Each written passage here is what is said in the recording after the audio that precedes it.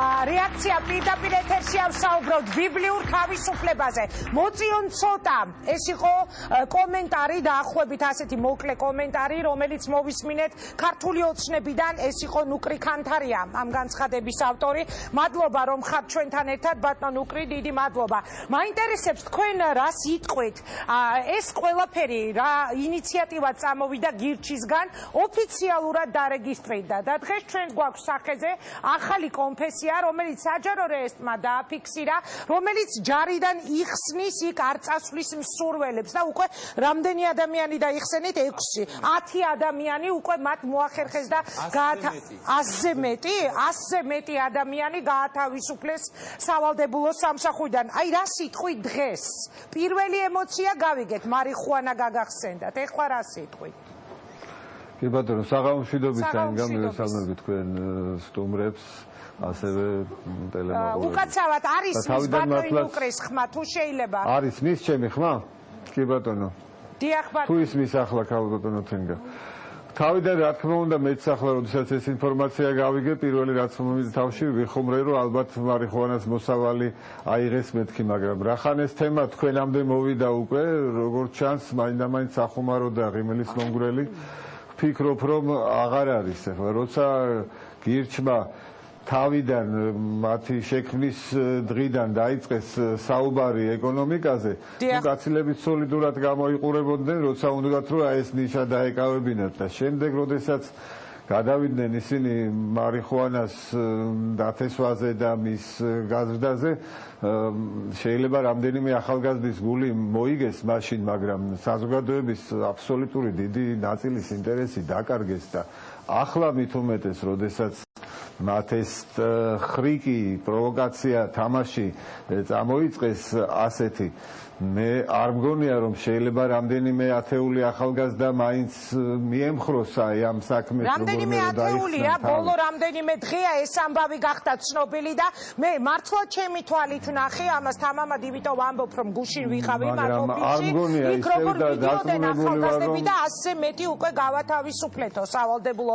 სამსახურიდან. გავანთავისუფლეთ რას ნიშნავს? გავანთავისუფლეთ საიდან გაანთავისუფლეს? გავანთავისუფლეთ ჯარიდან? აი ეს ცოტა არ მესმის, არ მგონია ეს საკადრებელი საქციელი იყოს, ახლა შეიძლება კანონით მათ ბუნებრივია უკადრებელი კადრად დაიცვეს, მაგრამ მე არ მგონია რომ ეს მათი საქმეა, ბუნებრივია, მაგრამ არ მგონია რომ საზოგადოების ამ შემთხვევაში სიმპათიები მათ დაიმსახურონ და პირიქით მგონია რომ ცოტა სამარცხვინოც არის. ჩვენ უნდა ვიფიქროთ იმაზე, რომ რაც შეიძლება მაქსიმალურად გავაღვივოთ სამშობლოს გაცდა, რომელიც გაფერფთალებულია, მაქსიმალურად შევუწყოთ ხელი იმას, რომ მოქნილი იყოს გაწვევის წესი და მთელი რიგი ღონისძიებები შეიძლება ამაზე დავხარჯოთ ენერგია და მეცადინეობა და არა ხრიკების მოგონებაზე, თუ როგორ შეიძლება თავი დაიძინოს, ხელისუფლება არაფერებს გადახედოს სავალდებულო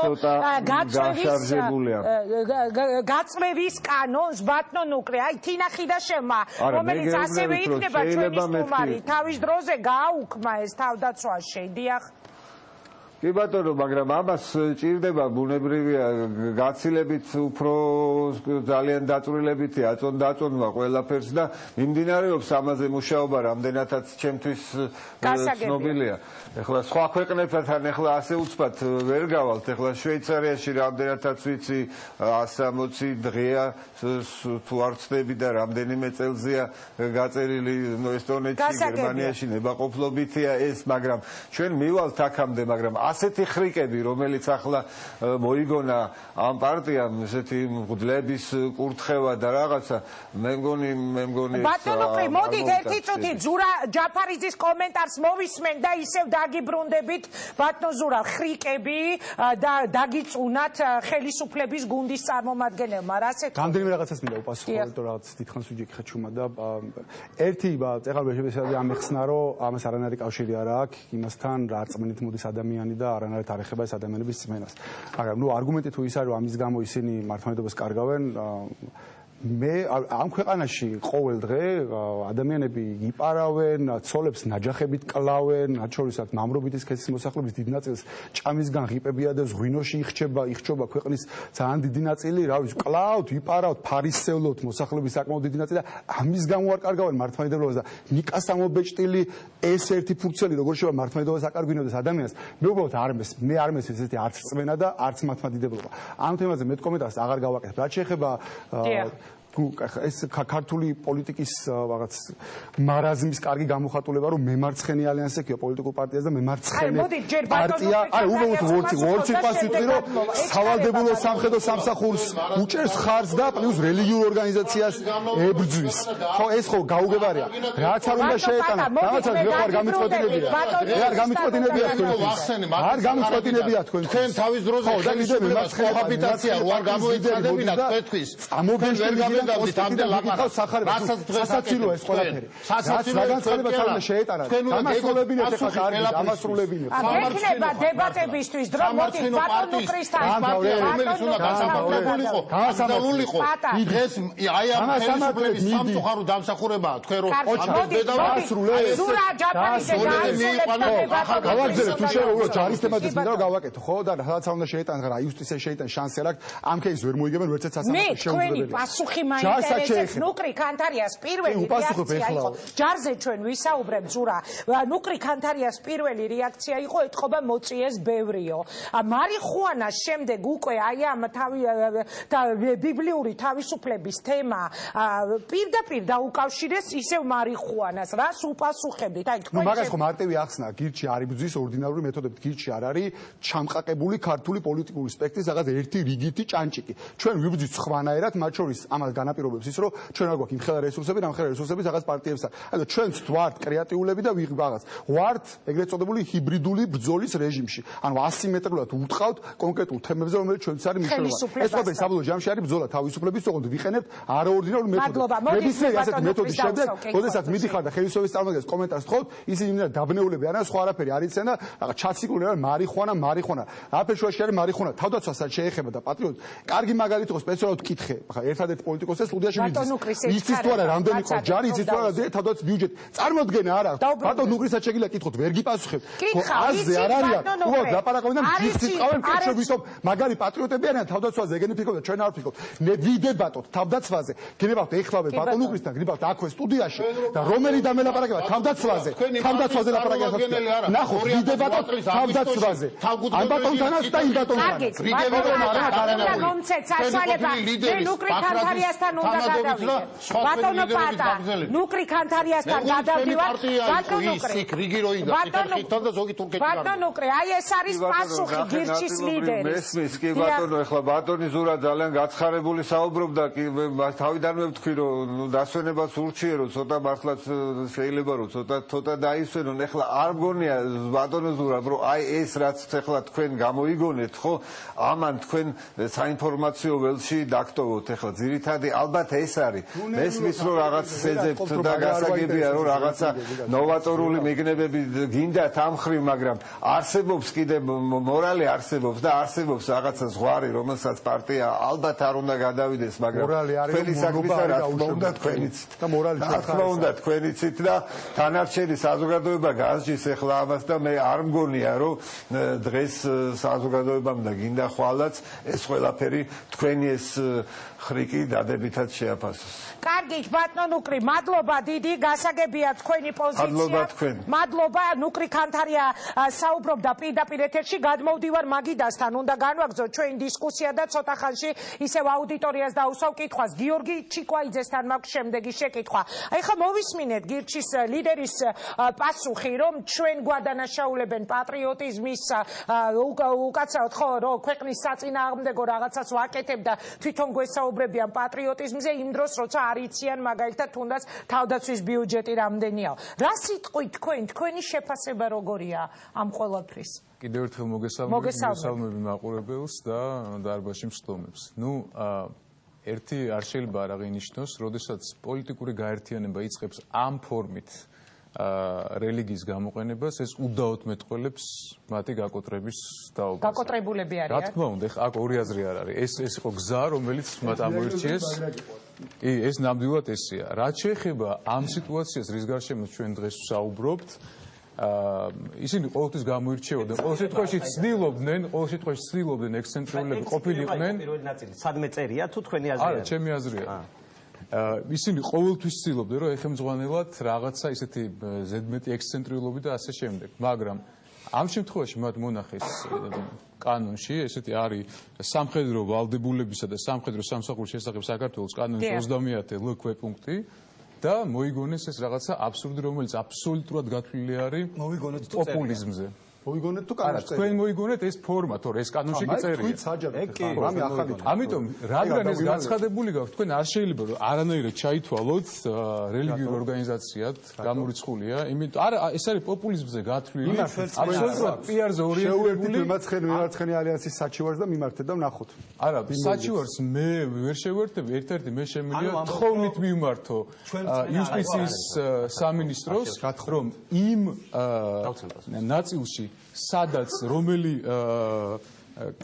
უბრალოდ რომელი მუხლითაც რეგისტრირდება რელიგიური ორგანიზაციები, იქ ამოქმედეს გარკვეული ბერკეტი, რომ მსგავსი ტიპის რომელი ბერკეტი მუხლი მითხარით, აბა? საშიშია ასეთი ტიპის რელიგიური ორგანიზაციის შექმნა. არა, აქ საში რელიგიურ ორგანიზაციას ინგა გააჩნია უამრავი სხვა იურიდიული ბერკეტი.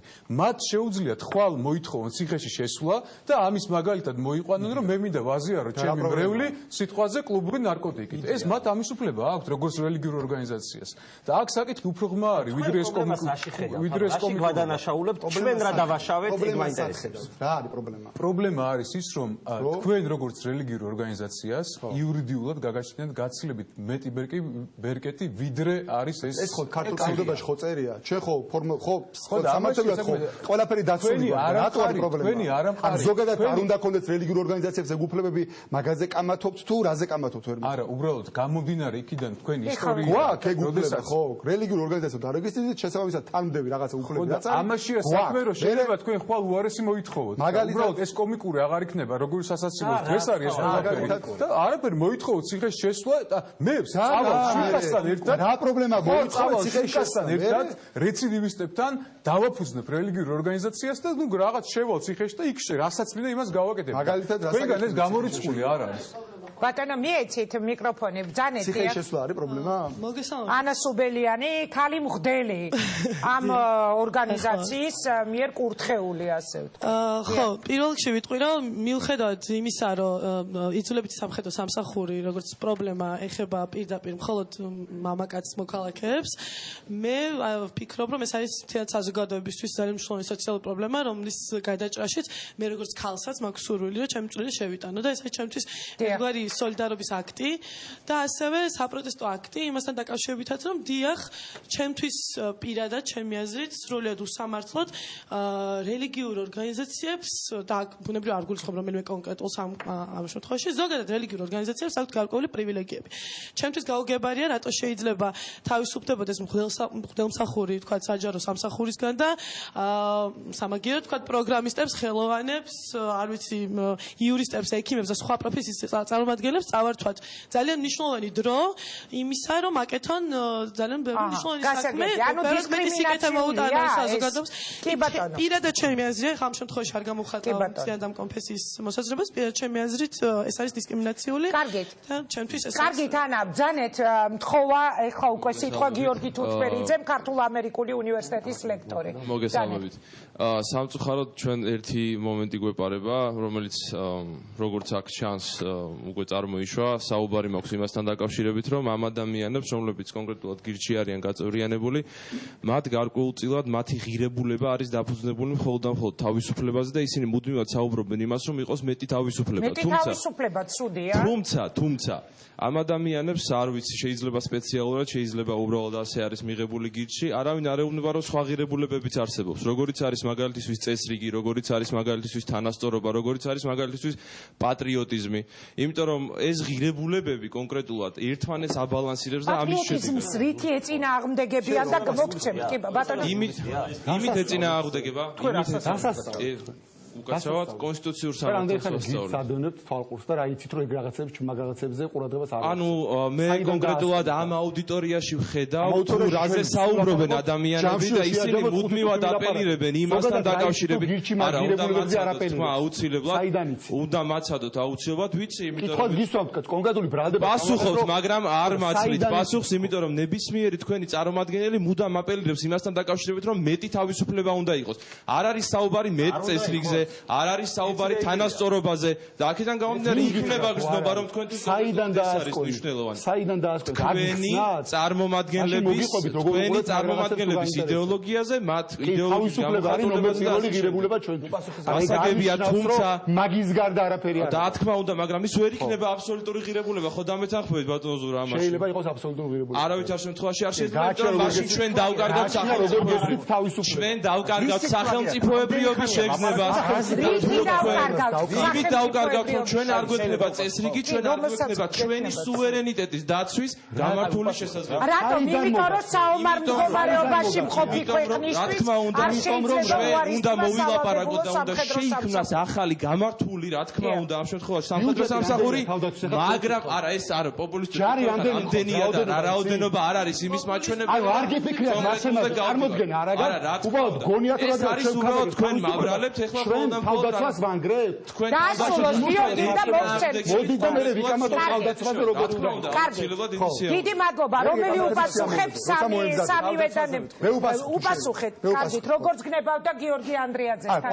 ყველა თემაზე ვისაუბრეთ და მეგონი თავარი თემა საბოლოო ჯამში არის ეს ყველაფერი დაკავშირებული ქვეყნის თავდაცვის უნარიანობასთან. რა თქმა უნდა, მე შესავალში.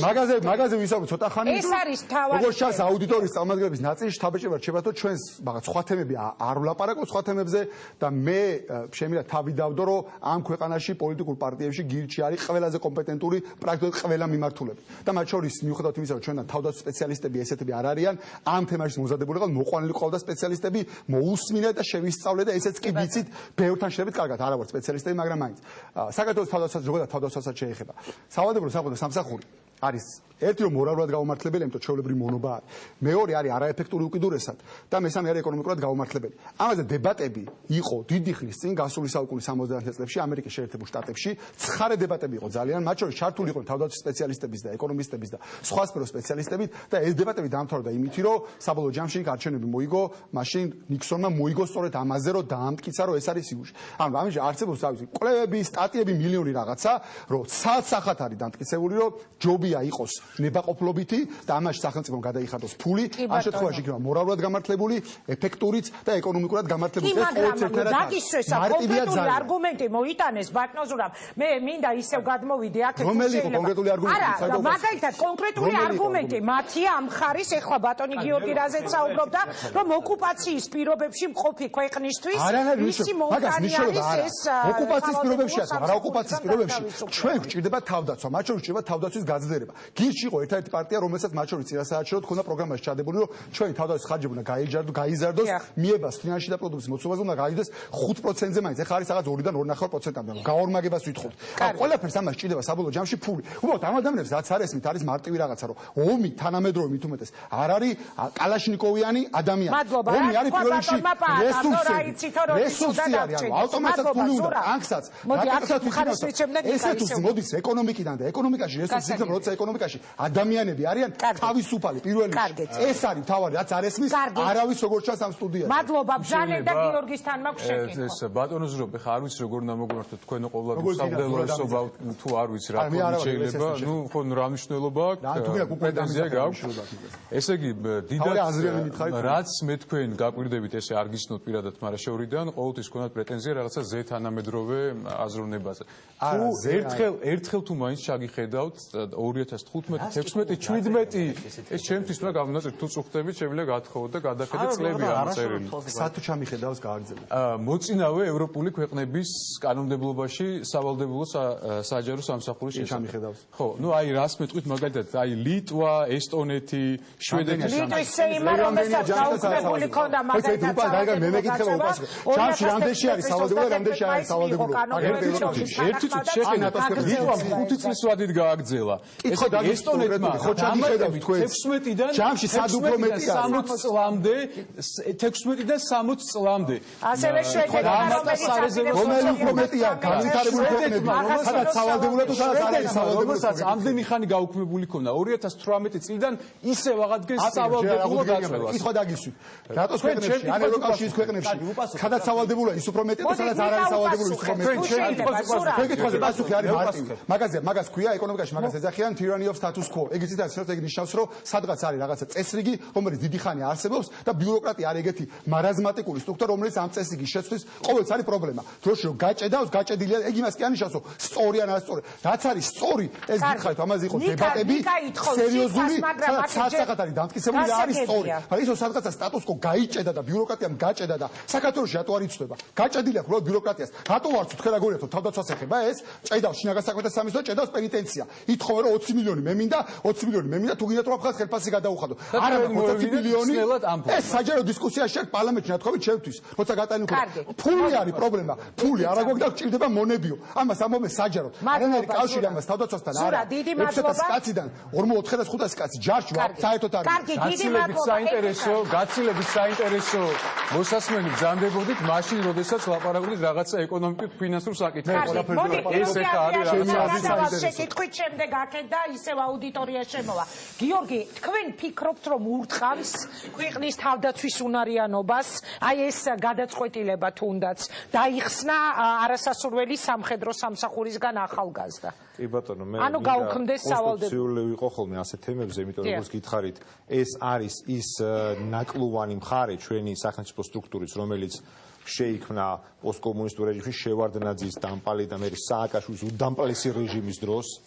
ეს სისტემა მაშინ შეიქმნა და ხელი არ გაანძრიეს ამ ხალხმა და შესაბამისად დღეს ძალიან კარგ პოპულისტურ თემას ისახნიან მაგრამ თემას ვეთანხმები იცით რა არის შევარდნაძის დროს ის ხალხი იქ რომზის ალბათ საბავშვო არა ხალხი რა შუაშია კაცო ამ ხალხს კანონზე გეუბნებით რაც წერია ანუ ეხლა რომ კანონებზე ედავებიან ხო სამწუხაროდ კანონში ეს ხალხი ჩემი ოპონენტები მართლები არიან იმიტომ რომ სააკაშვილის რეჟიმმა რაც ყველა ეს საშინელება გააკეთა კანონები ისე დაწერა რომ მე ამათ ემოქმედათ ჩვენ თუ ერთი წუთი რა ეხლა ყველა მილაპარაკა სულ მინდა 2 წუთი თუ ჩვენ არ შევცვალეთ კანონი შეიქმნება მსგავსი ტიპის ანტიმართლმადიდებლური ორგანიზაცია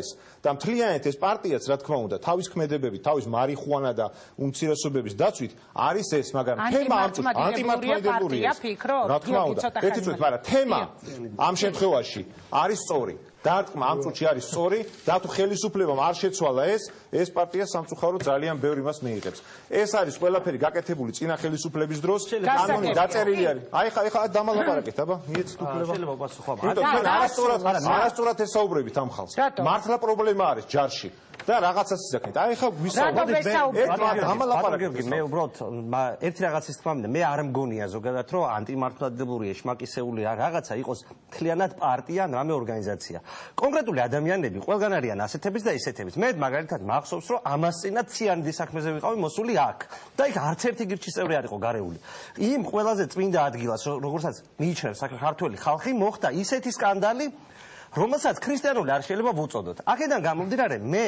სანამ მე მეტყვით საყვედურს რომ გირჩი არის ასეთი და ისეთი ორგანიზაცია, მოდი ყველამ დავფიქრდეთ რომ იქნებ ორგანიზაცია, არაფერ შუაში არ არის. ადამიანების კონკრეტული ქმედებები ან ასეთია, ან ისეთია. და მოდი ჩამოვთვალოთ ეს კონკრეტული ქმედება რომელიც ჩაიდინა იაგო ხუჩიამ არის ასეთი. ზურა ჯაფარძემ ასეთი. ორგანიზაციის დემონიზება, გამოცხადება არ გამოვა და არ გაწყობთ, რაც ყველაზე მნიშვნელოვანია, იმიტომ რომ თუ ორგანიზაციულ პრობლემებზე წავალთ და შეცდომები ან გადაცდომები, რომელსაც ვიტყვით, აღმოვაჩენთ. იქნება საფუძველი რომ ორგანიზაციას რაღაცა ეშმაკებულად გამოაცხადოთ, დამიჯერეთ რომ გირჩი არ იქნება პირველი ორგანიზაცია, რომელიც ყველაზე სოფლიო ამორგანიზდება. ერთი წუთი მე ორგანიზაცია არ შევაწყვეტინე, სპეციალურად არ შევაწყვეტინე. არ მივდა მეხსენებინა, სწორედ ციანიდის საქმეც. იმ პოლიტიკური სპექტაკლის ნაწილია, რომელშიც ახლა გაგრძელდება. ეხლა ვერ ჩავეტევით ჩვენ. ეს არის სპექტაკლი. არა, კარგი, ციანიდის თემაზე მე გეპატრიჟები ამ სტუდიაში და დამფინანსებლები არიან. ვინ არის ეს ხალხი? ვინ არის ეს ხალხი? ახლა აი ამ გადაცემისთვის ამას არა, ვინ არის ჩემი დამფინანსებელი, რომელიც გარეულია ციანიდის საქმეში მითხარით. ვინ არის გარეული? ეხლა ჩვენ ქონა დებატები იცავით ჰომოსექსუალების უფლების, ხომ სწორია? რა შუაშია ეს ამასთან? ამისენი კაცო ადამიანს რა შუაში ვისაც ყველას ჩვენ ვიცავ თავისუფლებას და ვიცავ ნებისმიერი ადამიანის მარიხუანა, ჰომოსექსუალები და ეხლა ეს თემა. პროსტა ამ თემაში ეხლა სწორად დილას გაართხით. ჩვენ ადამიანის პრობლემა მართლა არსებობს. პრობლემა მოაგოროს ჩვენმა ხელისუფლებამ მე დაუდგები გვერდში კომისიის წევრობა 2003 წლიდან. გვითხოვ პროფესიონალ არმიას. თინა ჩავერთვება ცოტა ხანში პირდაპირ ეთერში.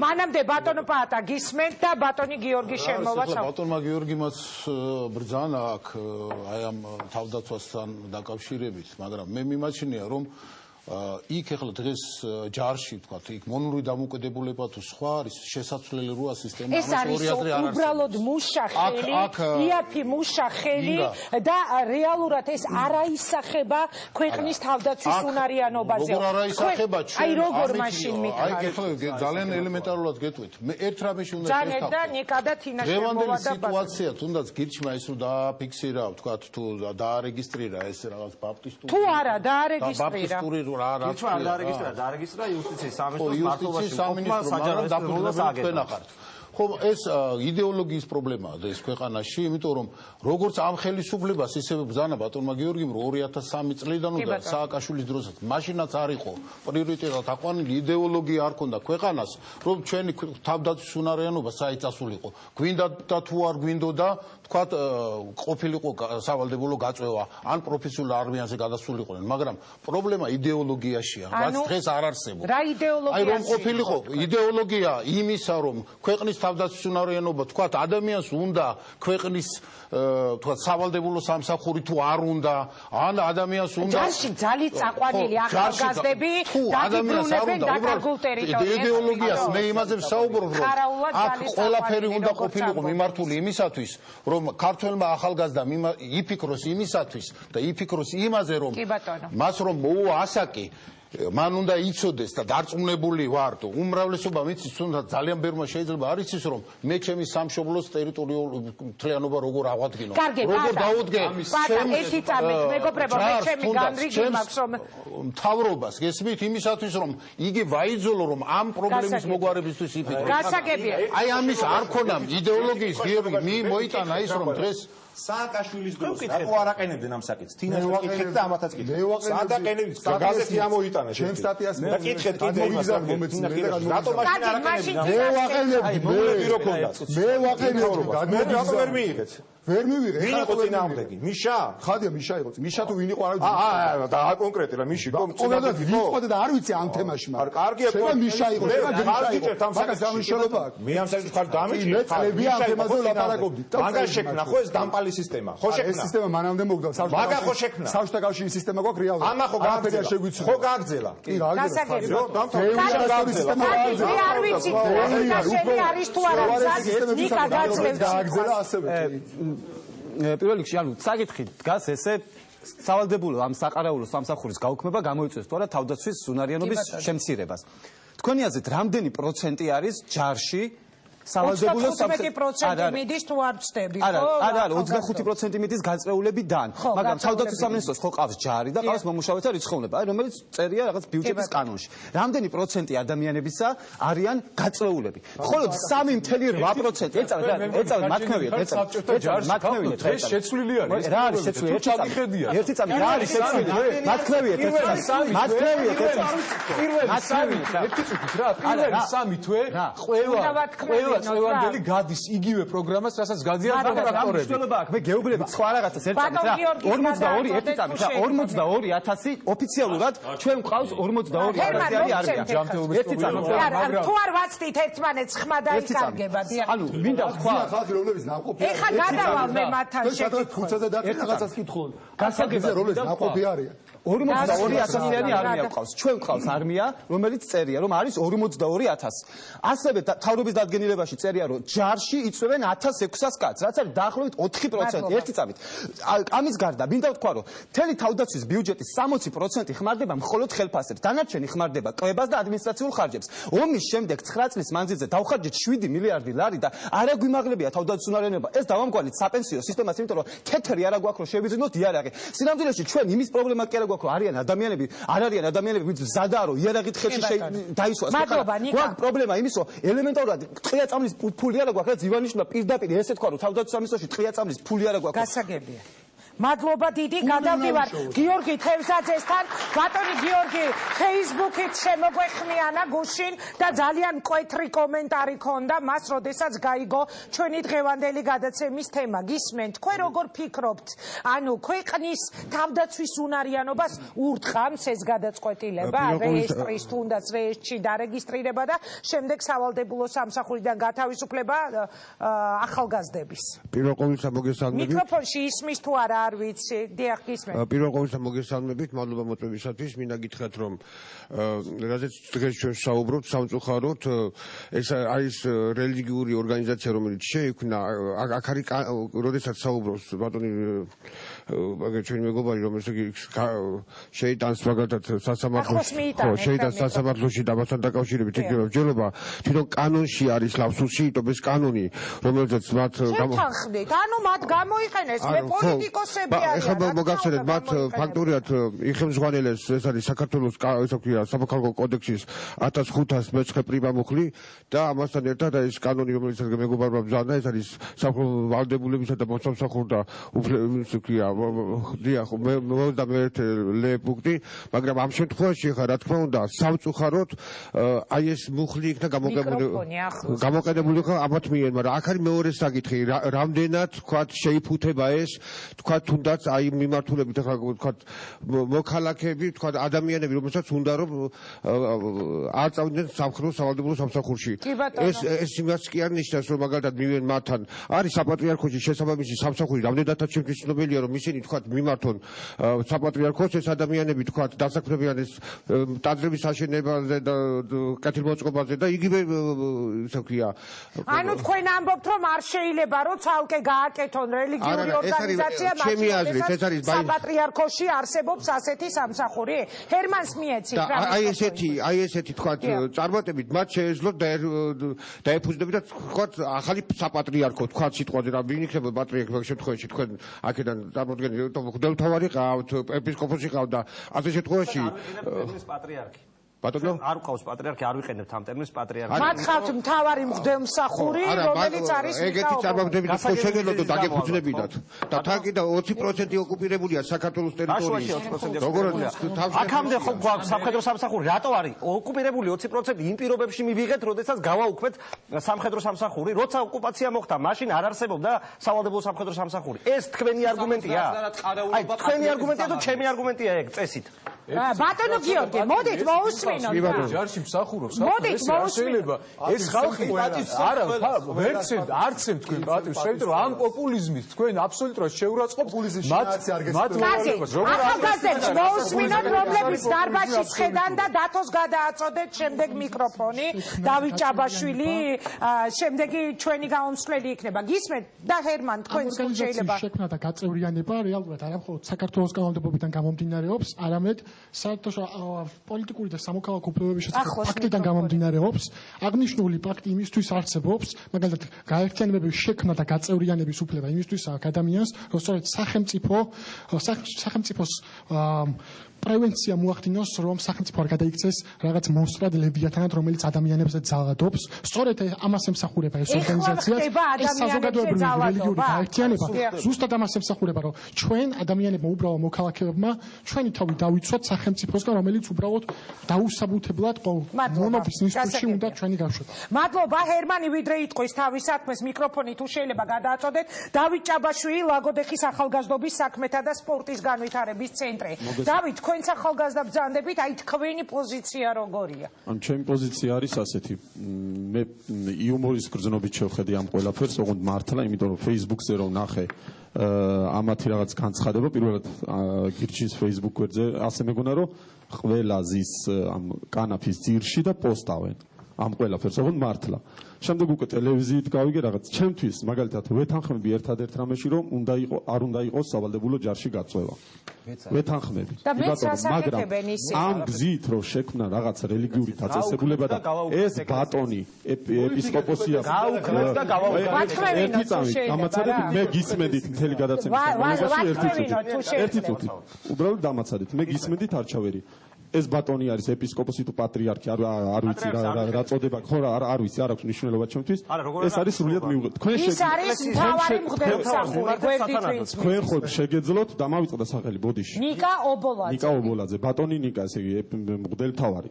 ხო? ანუ თქვენ ხომ შეგეძლოთ სხვა ინიციატივით მიგემართათ, რაღაც სხვა გზები გამოგევლინათ. არ ვიცი, თქვენ ხო ამბობთ, თქვენ ხო ამბობთ, ვაცადოთ რა, მთელი გადაცემა ისმენს ეს ახალგაზრდა კაცი და თქვენ ხო ამბობთ, რომ ჩვენ ვართ კრეატიულები, ჩვენ ასე ვფიქრობთ, კი ბატონო.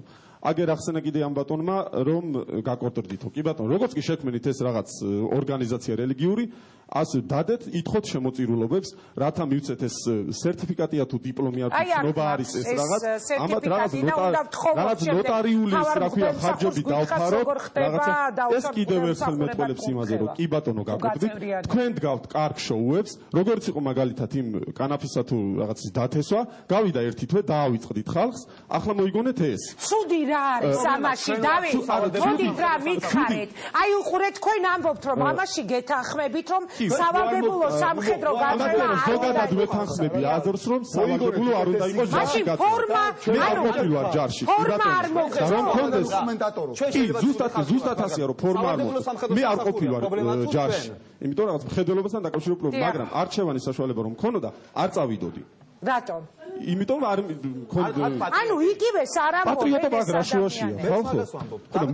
მე მხოლოდ იმას ვამბობ, რომ ამ გზით რაღაც რელიგიური ორგანიზაციის ჩამოყალიბებით ურევთ ახალგაზრდებს. ეს ამითხავ ხო? ამაცადეთ, მაშინ გადავაწყვეტ მიკროფონს და ისაუბრეთ.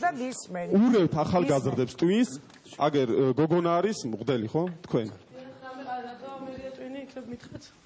აი ამ ყველა 100 ადამიანი ვიხსენით ჯარიდან, აი მაქსიმუმ რამდენი ადამიანი უნდა იხსნათ ჯარიდან თქვენ? მადლობა თითი ანა გისმენთ და ჰერმან მაქსიმუმ 300 ადამიანი და გაქრებით ისე. შემდეგ დათესავთ ყაყაჩოს, ეს პატარა კომენტარს გავაკეთებინდეთ და ისე ვამ. მადლობა დავით. პიარი გაქვთ, ანუ რაღაც კი ბატონო კრეატივი გაქვთ ამ საკითხში.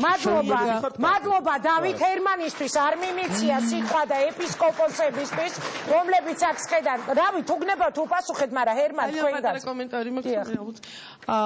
უბრალოდ გაუგებარია მთელი გადაცემის განმავლობაში ლაიტმოტივად გაზდევს ამ ყველაფერს რაღაც მორალისტური ხაზი, რაღაცა ერთი ჯგუფის მხრიდან და ჩემთვის გაუგებარია რატო აძლევენ ეს ადამიანები უფლებას საკუთარ თავს იმისა, რომ მთელი ეს იგი მოქალაქეები წარმოიდგინონ მართლმადიდებლებად და თითქოს მართლმადიდებლებს ართმევს ეს რაღაცა ახალი კონფესია თავის რწმენას.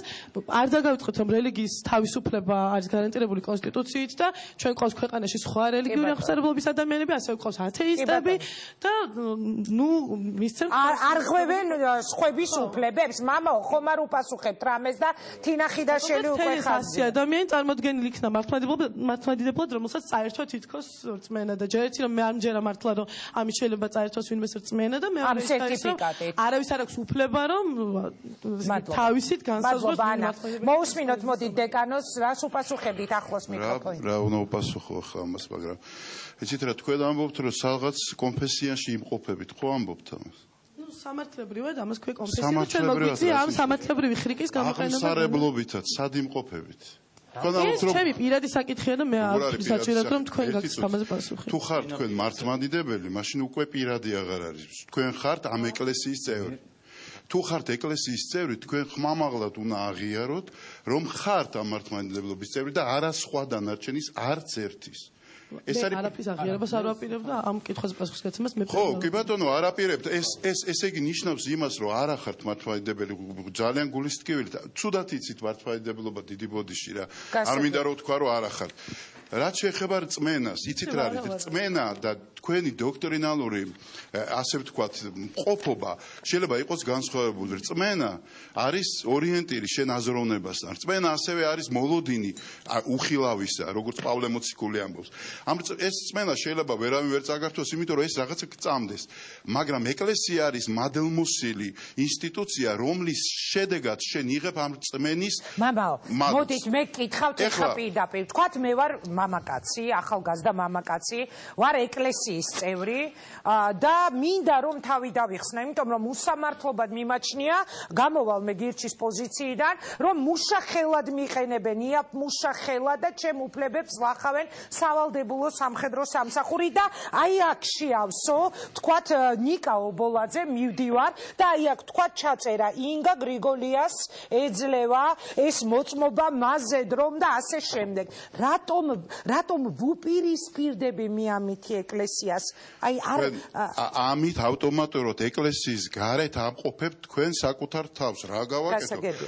ერთადერთი არის აღიარება და ამ აღიარების იქით მართლმადიდებლობის იქით აღარ არსებობს არც ერთი ეკლესია. როგორც კი იტყვით, რომ თქვა რაღაცა რელიგიური თავისუფლება გარანტირებულია სახელმწიფოს მხრიდან. რა საკვირველია? ვინ გედავებათ რელიგიურ თავისუფლებას? სადაც გინდა იქ იყოს ადამიანი და რომელ ეკლესიასაც უნდა. პრობლემა ის არის, რომ მართლმადიდებელი არ ახართ მეთქი, ეკლესია გეუბნება. გავიგე, მამა. იმას კი არ გეუბნებით. კარგით. სხვაგან რატო ხართ მეთქი? ეს სხვა პრობლემაა, თქვენი საქმეა, მაგრამ ის რომ მართლმადიდებლები არ ახართ ღმერთმა დაიფარო, სულ სიტყვებს ვამბობ რა ძალიან მერიდება ამის თქვა და მიჭირს, მაგრამ აი ეს დამნაშავეები ვინც ზიან, იმათ კაცრად უნდა მოეკითხოს და ციანიძე და სხვა რაღაცებზე, როცა ესე манипуლირებენ, როცა ბავშვებისთვის, ახალგაზრდებისთვის მოძღვარი, ერთი წუთი მაცალეთ. ანუ რა აბა რას ლაპარაკობ? ტყუილი ვთქვით რამე. მე არ ვიჯექით თქვენთან ერთად ამ სტუდიაში ციანიძის საქმეზე. მე ვიჯექით, სად ვიჯექით? ამ სტუდიაში ერთად ვიჯექით ჩვენ. ანუ ტყუილი ვთქვით რამე? ტყუილი კი არა, ციანიდი მიაწერეთ ეკლესიას და თქვით რომ ეკლესიაზე არ მიწერია კარგად მოისმინეთ რასაც გეტყვით ამ თვალსაზრისით მე ვთქვი რომ ორგანიზაციას არ შეიძლება ერთბაშად უწოდოთ რამე იმიტომ რომ ორგანიზაცია შედგება წევრებისგან და ერთი წუთი მაგალითად ერთ-ერთ ორგანიზაციის წევრს ჰქონდა ეგეთი პრობლემა მადლობა რა პრობლემა რა მნიშვნელობა აქვს ამას არ აქვს მნიშვნელობა ლაპარაკია რომ ამ ორგანიზაციამ თქვენმა ორგანიზაციამ ჩამოაყალიბა ეკლესია რომელსაც მიყავს ხალხი თავის ეკლესიაში ხომ რაღაც მიზეზის გამო. ესეთი არსებობს სხვა ეკლესია. არ არის მართალი, რასაც ვაპარაკობთ. აბა რა არის მართალი? ჩვენ ვამბობთ, რომ ჩვენ გვაქვს კონკრეტული მიზანი, რაც ვთქვით. ამავდროულად წესდებაშიც წერია და წესდების გარეთაც რომ ეს ამ რელიგიაში წევრობას, ჩვენი რელიგიური გაერთიანების წევრობა არ გამორიცხავს სხვა წევრობას, არავის არ თხოვს რაღაცა ხო და არ იცით მართლმადიდებლობა. თქვენ არ იცით მართლმადიდებლობა. რას გადაგებთ და ამიტომ თქვენ ამბობთ რომ იცი რა შეგიძლია ორმაგი ეკლესიის წევრი გახდე ეს ორმაგი მოქალაქეობა შეიძლება ეკლესიის წევრობა არ შეიძლება იყოს ორმაგი ყოფილიყავით მართლმადიდებელი და გეცოდინებათ ეს არ შეიძლება დიდი მადლობა მამაო დავბრუნდებით რეკლამის შემდეგ თინა ხიდაშელი არის ჩვენთან უკვე ხაზზე განვაგრძობთ საინტერესო აშკარა დისკუსია საინტერესოა ისიც რას იტყვის ყოფილი თავდაცვის მინისტრი რომელმაც თანამდებობიდან წასვლის დღეს გააკეთა სწორედ განცხადება იმის შესახებ რომ იგი აუქმებდა სავალდებულო სამხედრო სამსახურს თუმცა იზორიამ დანიშვნიდან უმოკლეს ვადაში ისევ აღადგინა დაგველოდეთ რეკლამა მალე გაივლეს